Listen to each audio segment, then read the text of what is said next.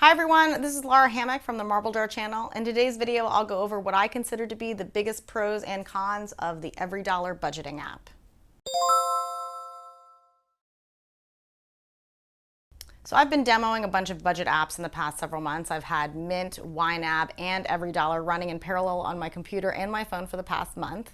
So this has given me an idea of the strengths and the weaknesses of each budgeting system and app.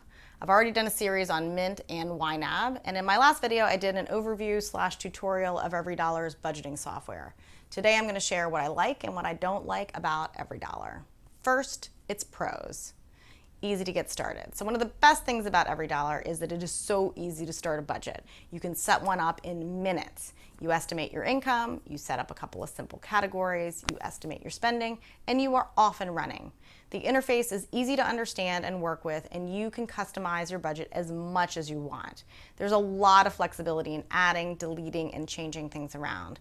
You don't have to wait for income to arrive, and you don't even have to set up any accounts if you're putting transactions in manually. EveryDollar doesn't keep track of different accounts, like bank accounts, so no need to set any of that up. Just start entering in transactions.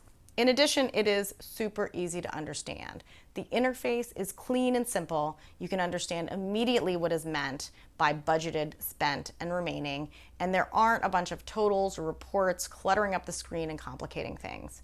Since you are estimating income and budgeting based on that monthly estimate, you don't need your bank balances or a complicated approach to credit cards. You simply count everything that isn't income as an expense. The fund feature helps you carry accumulating money over from month to month so that you can save, and it's easy to see where you have overspent. Also, searching for transactions is super easy and intuitive. Okay, so what are the cons? So I should have said this at the beginning, but I am one person with my own preferences. Everyone's going to have their own different needs. So just because I like something and dislike something else does not mean that that holds true for everyone. Okay, so I think that the drawbacks of EveryDollar fall into three categories: poor usability, less accountability, and too simple. So let's start with usability. So the two things you'll do most in your budgeting software are entering in new transactions, and if you have your bank accounts linked with the Plus version, tagging transactions with the correct budget category. So EveryDollar does not help to make these activities faster. If you are entering into transactions, the web version makes you enter in the entire date. You can't leave out the year. If you start typing the vendor, it doesn't auto-suggest names that you've used in the past, so that you have to type out the full name. And it doesn't remember the budget category that you used last with this vendor. So that's the biggest issue with tagging transactions that have been imported in from your bank.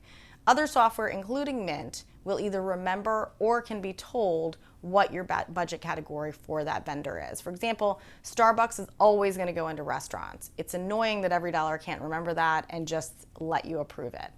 It does have a fancy dragging to categorize feature, but it's not nearly as fast as having it default to the last one used. I'd also rather have the screen cluttered up a bit and see three columns rather than having to toggle back and forth between spent and remaining.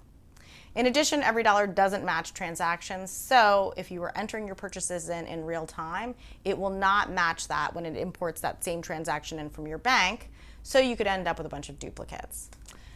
So the next issue for me is that EveryDollar is less accountable. So the first area where this is an issue is around estimates. You estimate income, but you're never required to adjust the numbers of your income was less than you estimated. In addition, EveryDollar doesn't keep your bank accounts, so you never know if you're getting every transaction since you can't reconcile the app against reality. The other area where there isn't great accountability is around notifications.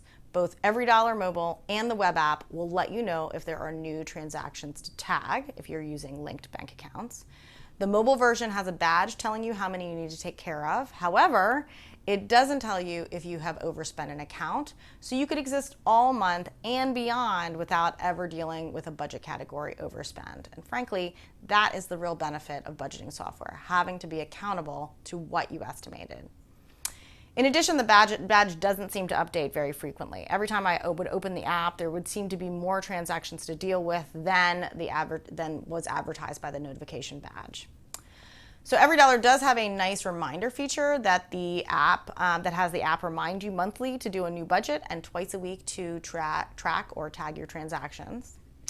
But the last issue for me is that EveryDollar is a bit too simple for my needs. So I'm definitely a budget nerd, so I tend to favor more information over less information. And EveryDollar just does not give me quite enough information or features. They've come down on the side of simplicity, which I'm sure works for a great many of their customers. For me, I like more features, more information. It drives me a little nuts that the transactions don't map back to bank or credit card accounts. EveryDollar doesn't group them this way, and it doesn't even record the account information for every transaction. EveryDollar doesn't allow you to import transactions from another system into it. Since I wanted some history, it meant that I had to put in 100 plus transactions by hand.